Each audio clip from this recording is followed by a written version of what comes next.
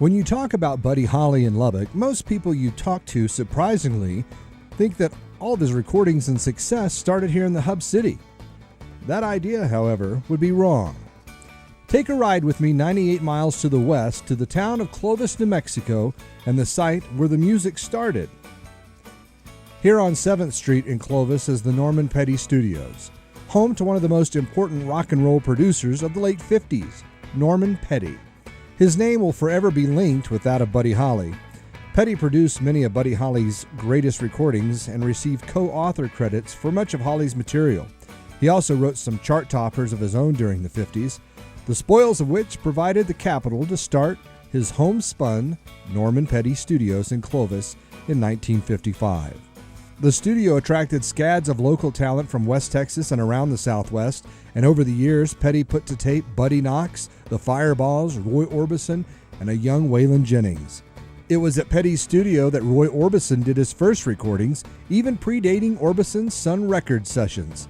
One person that was there during all of this was David Bigham. David was part of the Roses, a vocal group which started in 1956. They attended Odessa Junior College in Odessa with Roy Orbison and the Teen Kings. In March of 1957, the Roses traveled with Roy Orbison to Clovis to record at the Norman Petty Recording Studio. At this time, they met Buddy Holly and the Crickets. The Roses got an opportunity to work with Buddy and the band when another group didn't show up for a session. Norman Petty liked their work and asked the Roses to move to Clovis to be available as a staff vocal group.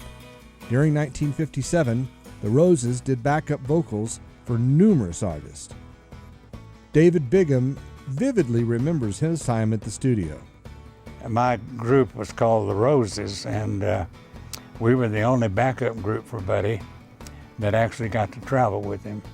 So not only did we have a shot at doing this professionally, we also toured a big part of the country at one time. Petty was a remarkable record producer. The man built his own studio in a small New Mexico town and cranked out recordings that rivaled the quality at Sun or any other big city studio.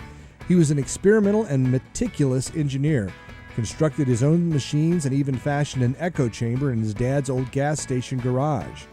To this day, the place hasn't changed much, and if anything, has embraced its roots. So Norman Petty was a prime example of somebody with a natural ability, and his was sound and music. Norman could neither read or write music, but he wrote numerous songs, such as a song called Almost Paradise. He wrote a song called Wheels, and both of those are still in the charts today. So the sound that Norman produced, he could pick up things that most people couldn't. For instance, he walked through the door one day and Jerry Allison, the drummer for the Crickets, was sitting in a chair in the reception room, slapping his hands and knee. And Norman asked him what he was doing, and Jerry replied that he was just getting the rhythm of the song that they were going to record.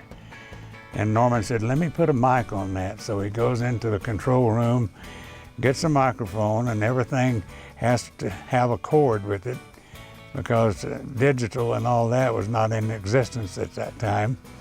So he strung that cord out through the control room back into the reception room, sat it down in front of Jerry, went back into the control room and listened to the sound, came back out and told Jerry, said, "Don't play the drums, just slap your hands and knee."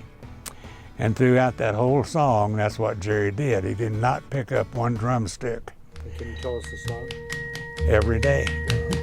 Every day, it's a getting closer, going faster than a roller coaster. Norman wanted his musicians to be relaxed so they could be creative, and that is the atmosphere he created. Well, Norman was a perfectionist to begin with, but he also did not believe that creativity came by the hour. If you're not relaxed and comfortable, if you're tight and tense, afraid that you're going to make a mistake or whatever, then you're not going to get a take. So by charging by the session, which was $75 per side, if it took 1 day, 2 days, or whatever, you worked until you got a take.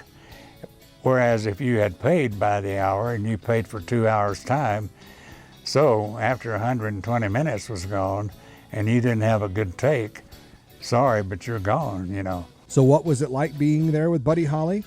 Most of us never knew or met the man. We just know him through the music. David says they were pretty much like you and me. Buddy, and I'm going to name a few others along with Buddy, and Buddy Knox, who had the song Party Doll, and Roy Orbison, who did the song Ooby Dooby here, and Waylon Jennings, which came over and did a recording. Buddy Holly produced it for him. But we were just people. And of course, one reason for that is we were brought up by our parents to respect people and other things. So nothing had gone to our head because we were still striving to do better than what we were actually doing at the time. All of those artists I named, Buddy and Roy, Waylon, they knew what they wanted to do and they were just striving to get there. But whatever notoriety they may have had, like Buddy Knox did Party Doll and it went to #1, Buddy Holly did That'll Be the Day and it went to #1, none of that had actually gone to their head. They were doing what they wanted to do and having fun doing it. And drugs at that time were not as prevalent as they are today, so none of them, as far as I know, were actually into drugs or anything like that. We did do a little drinking, but not in front of Norman Petty, that's for sure. But I mean, I'm not saying we were better than people are today, but we had a little more respect than people do today. The studio is filled with history and memorabilia like a time capsule that has escaped time.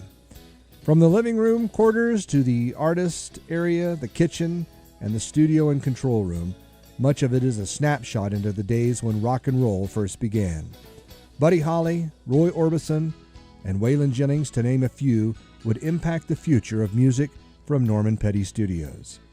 You take a man that had 12 major hits in a 15-month period out here in the middle of nowhere. He had to be good at what he was doing, otherwise he wouldn't have had those hits.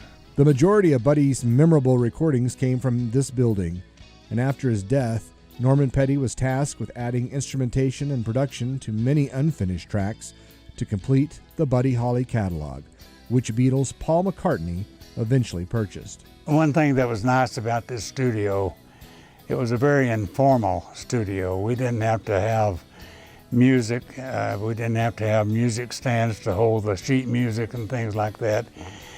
We were just a bunch of people that were doing music and having fun doing it. But this studio was, like I said, it was not a formal studio. It was a bunch of people getting together, playing the music and having fun doing it. If you decide to make the trip to see this great piece of history, call in advance to set up a tour. And don't forget to stop by the Norman and Vi Petty Rock and Roll Museum at the Clovis Chamber of Commerce, which features working equipment from the actual studios, including the original mixing board used during Buddy Holly's recordings. And in addition, memorabilia from the Petty's personal collections are on display, offering a behind-the-scenes look at their lives and careers.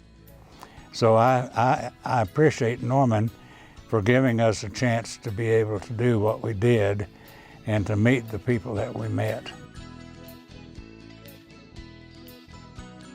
For Everything Lubbock, I'm Jason Davis.